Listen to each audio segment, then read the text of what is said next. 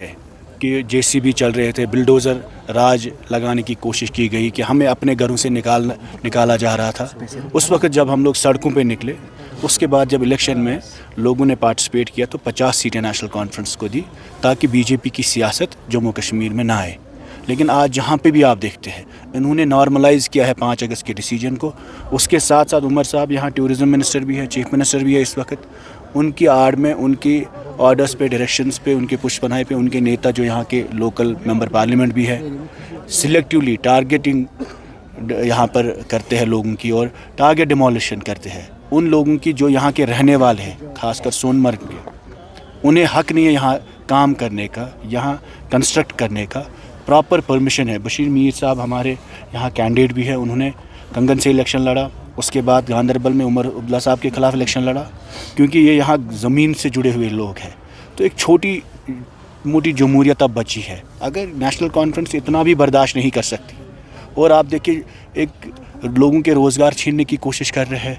और कल पहलगाम में इन्होंने पीडीए के सीईओ को हटाया क्योंकि 300 इलीगल कंस्ट्रक्शन इनके लोगों की हो रही थी वहाँ पर, जो इलीगली लोकल बंदे को वहाँ मकान बनाने की इजाज़त नहीं है।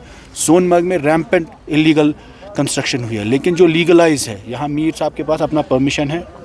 परमिशन के साथ साथ उन्होंने अपने मिल्कियत ज़मीन पे, और इनके जो एमपी यहाँ पे है सबसे बड़ा लैंड ग्रैबर इस इलाके का है, किसी से भी आप पूछिए, सबसे ज़्यादा लैंड ग्रैबिंग इनके नेताओं ने की और इस वक्त भी वो काम कर रहे हैं।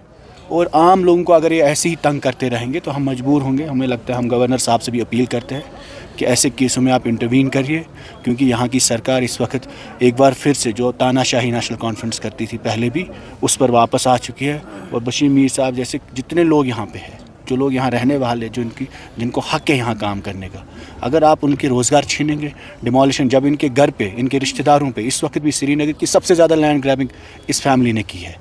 जब इनके होटल्स में, वहाँ नीडोज़ के होटल्स में डिमोलिशन ड्राइव हुआ, वो कुछ सरकारी ज़मीन पे इलीगली इन्होंने कंस्ट्रक्ट किए थे। उस वक्त हम लोग गए प्रोटेस्ट करने के लिए, इनकी ज़मीन बचाने के लिए। आज ये योगी की सियासत करेंगे, यहाँ जेसीबी चलाएंगे हमारे लोगों पे, हमारे भाइयों पे। तो हम इस चीज़ को सरकार से भी अपील करते हैं। एक ये जो ऑफिसर यहाँ पे है, जो लोग सिलेक्टिवली काम करते हैं, करप्ट ऑफिसर्स हैं, उनके ख़िलाफ़ कार्रवाई होनी चाहिए। एसीबी को भी हम बोलते हैं। उसके साथ साथ गवर्नर साहब से भी अपील करते हैं कि ये जो अपोजिशन के ख़िलाफ़ उमर साहब की डायरेक्शंस पे या उनके एमपी साहब की डायरेक्शंस पे ये जो टारगेट डिमोलिशन हुई है, इसको आप बंद करिए और इसमें इंटरवीन करिए। वही सब आपको लग रहा है कि सोनमर्ग डेवलपमेंट अथॉरिटी को छोड़ के ये नेशनल कॉन्फ्रेंस जो है अपनी अपोजिशन पॉलिटिकल पार्टी जो पीपल्स डेमोक्रेटिक पार्टी है उसको दबाने की कोशिश है? देखिए, इस वक्त भी आप पहलगाम के रिपोर्ट्स कल आपने पढ़े होंगे जी, इनके लोग वहाँ पे इन्वॉल्व है। 300 इलीगल कंस्ट्रक्शंस हुई है।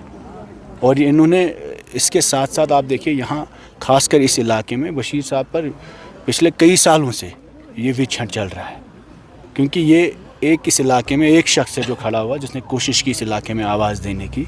और आप पावरफुल लोगों के ख़िलाफ़ बात करेंगे, अगर ये यहाँ अपोजिशन को स्पेस नहीं देंगे।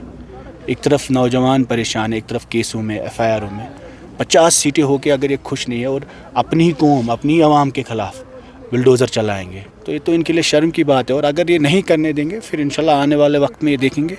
और हम भी कोशिश करेंगे, हम भी ये जो इनके लैंड ग्रैबर्स हैं, इनके बड़े लीडर हैं, उनकी चीज़ों को हम इंशाल्लाह आने वाले वक्त में असेंबली के साथ साथ हम सड़कों पे लाएंगे। इनकी तमाम लैंड ग्रैबर्स। बहुत बहुत शुक्रिया बात करने के लिए।